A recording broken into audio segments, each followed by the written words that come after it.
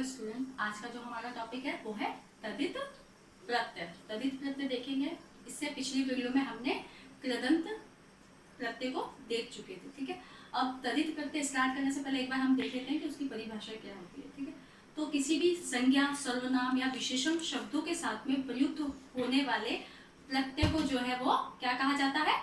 तदित प्रत्यय कहा जाता है। तदित प्रत्यय के अंतर्गत जो शब्द आते हैं वो किसी भी व्यक्ति का नाम हो सकता है, किसी भी विशेषण यानी किसी भी विशेषता वाला, किसी की विशेषता बताने वाला शब्द हो सकता है, किसी का नाम हो सकता है, किसी भी स्थान, जगह या मतलब किसी भी जो है शब्द के पीछे जो जुड़ते हैं वो होते हैं तदित प्रत्यय। अब तदित प्रत्यय के अंतर्गत जो उदाहरण आते हैं, जो प्रत्यय आते हैं उनके बारे में एक बार हम देखेंगे आज। ठीक है, तो फर्स्ट जो है वो हमारा है अण प्रत्यय।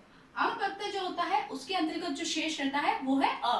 ठीक है, अण प्रत्यय के अंतर्गत अशेष रहता है, यानी अ मतलब जो भी आप शब्द देखोगे उस हर शब्द के पीछे आपको किसकी ध्वनि मिलेगी?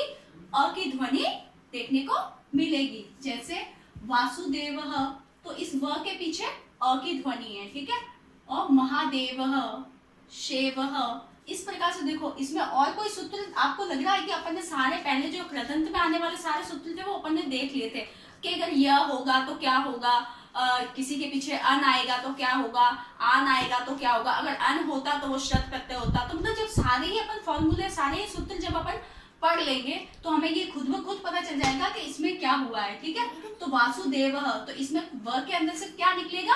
अ निकलेगा। महादेव में से भी अ निकलेगा। शेव में से भी अ की ध्वनि आएगी। ठीक है, तो इसी प्रकार से जब इस प्रकार के शब्द दे रखे होंगे तो उसमें कौन सा हो जाएगा? अपना अण प्रत्यय हो जाता है। नेक्स्ट आएगा तरप प्रत्यय। तरप प्रत्यय जो होता है उसके अंतर्गत क्या शेष रहता है? तर। तरप प्रत्यय के अंतर्गत तर शेष रहता है और इसके अंतर्गत एक और विशेषता होती है कि जहां पर दो लोगों में से या किसी दो वस्तुओं में से किसी एक की श्रेष्ठता बताई जाती है, जब किसी एक के महत्व को सिद्ध किया जाता है वहां पर क्या होता है? कौन सा प्रत्यय होगा?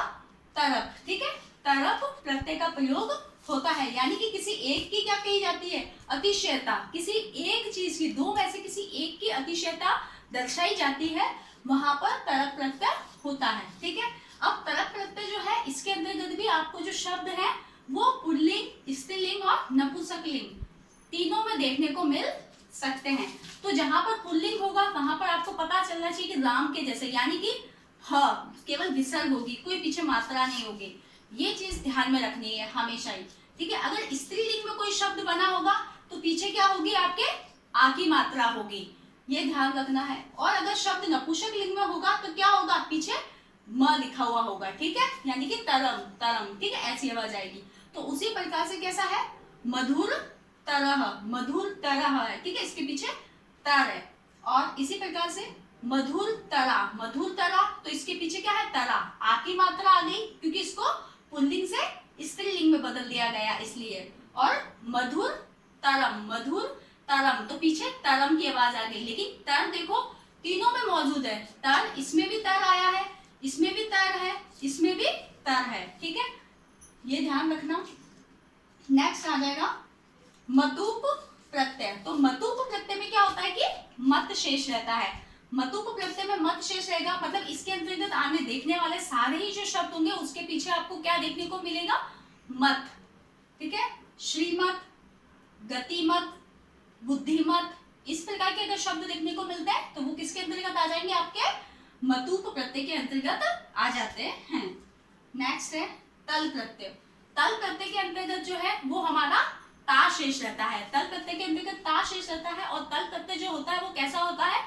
भाववाचक संज्ञा को दर्शाता है, यानी किसी भी भाव को दर्शाने वाले जो शब्द होते हैं वो इसके अंतर्गत आते हैं तल प्रत्यय के अंतर्गत। ठीक है, इसमें बनने वाले जो शब्द होते हैं वो है हास्यता, प्रसन्नता, बंधुता और रुष्टता, इस प्रकार के शब्द मिलेंगे। और देखो इन शब्द के पीछे क्या है? सभी के पीछे ता लगा हुआ है। ठीक है, प्रसन्नता के पीछे भी ता, बंधुता के पीछे भी ता, रुष्टता के पीछे भी ता, तो पहचान करना कोई ज्यादा मुश्किल काम नहीं है।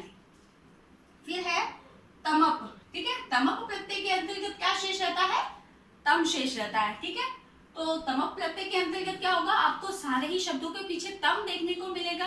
और इसकी एक और विशेषता है कि इस तमप प्रत्यय के अंतर्गत क्या होता है कि जब बहुत सारे लोगों में से या बहुत सी वस्तुओं में से किसी समूह में से जब किसी एक की महत्वता को स्वीकारा जाए या किसी एक को श्रेष्ठ बताया जाए तो वहां पर कौन सा प्रत्यय होता है? तमप प्रत्यय होता है। ठीक है, मतलब बहुत से में से जब किसी एक की विशिष्टता को दर्शाया जाएगा तब वहां पर तमप प्रत्यय का प्रयोग होता है।